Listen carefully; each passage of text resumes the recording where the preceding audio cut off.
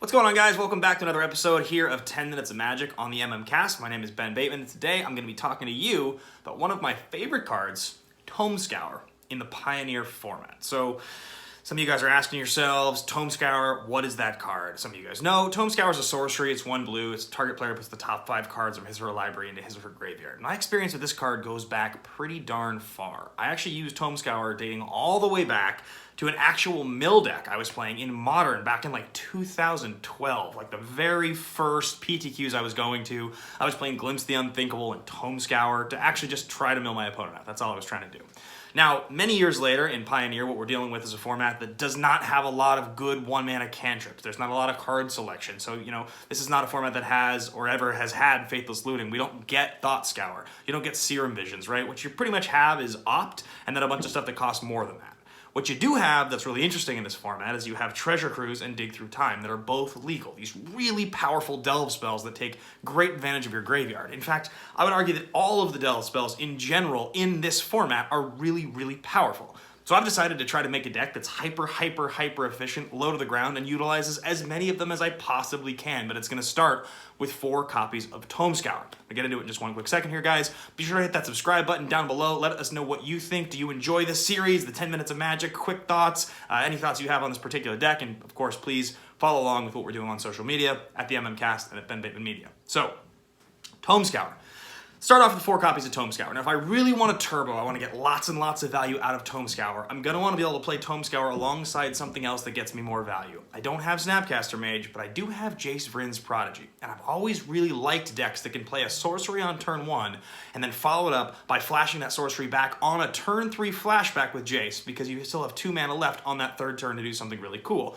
Tome Scour worked well for this, so does Thoughtseize, which is one of the pillars of this format, one of the very best possible cards you can have. You need to get that Inverter of Truths out of their hand. Whatever powerful thing it is they're going to try to kill you with, use Thoughtseize to get it out of their hand. And of course, then you can flash back Thoughtseize with your Jace Vryn's Prodigy when he flips on that 3rd turn. So much so, in fact, that your Tome Scour is going to guarantee he flips and get lots and lots of value. So I like the combination of those 3 cards to start the deck.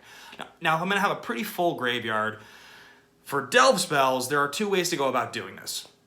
Delirium is one way to do it, and obviously on the other side is to play lots and lots of delve cards. They don't totally work together, but as long as you're controlling the tempo of the game and making the decision as far as when things are going to happen, maybe you can play both. I do think it's probably pretty smart for us to be playing 4 copies of Grim Flayer. I just think Grim Flayer in general is a very powerful card. It's a great threat. It gives you card selection, can set up, additional copies of Tome Scour and other powerful things. So I'm going to play 4 copies of Grim Flayer in this deck. Now, I also definitely want Scavenging Ooze because it's just generally a utility card that gets better and better and better the more things I have in my graveyard, the more things I can eat. So I'm going to play 4 copies of Scavenging Ooze as well. That's 4 copies of each of those 2-drop creatures plus 2 copies of Jace Vryn's Prodigy. Now, I need to be able to win the game with something bigger, so I'm also going to go ahead and play 4 copies of Gurmag Angler. Kind of a little bit of a misnomer with, of course, the Grim Flayer, but we're going to try it out. And I think 1 copy of Tasigur, just in case I need that extra card advantage to go late in the game. We're going to go even more savage with the graveyard stuff and play 3 copies of Treasure Cruise. Now, that is a crazy number of delve cards combined with Delirium. We're a little bit in trouble here, but we're going to see how it plays. I still think there's something to be said here for it, and I like the way it feels.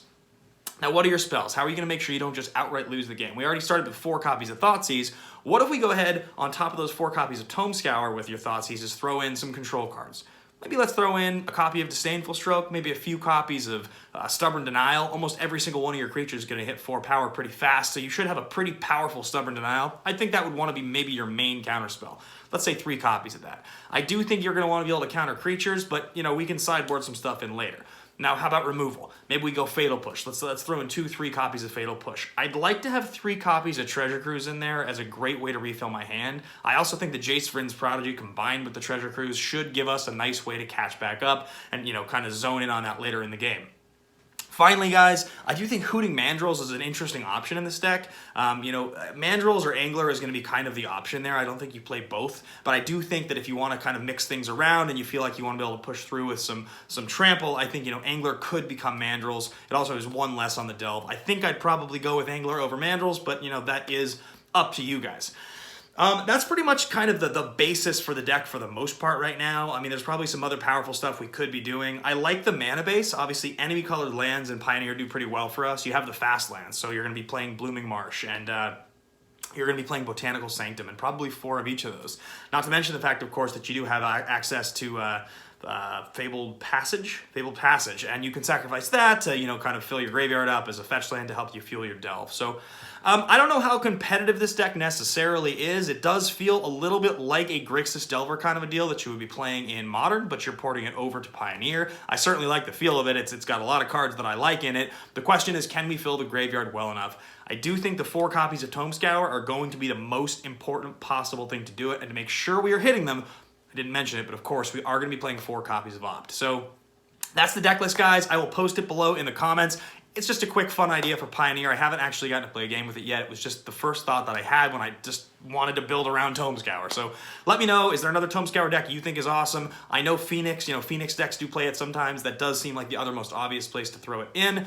Let me know what you think. Hit that subscribe button. Of course, let us know, is this a series you want to see, and what do you want to hear us talk about on the MM Cast? Thanks for watching. Thanks for listening, guys. See you on the next one.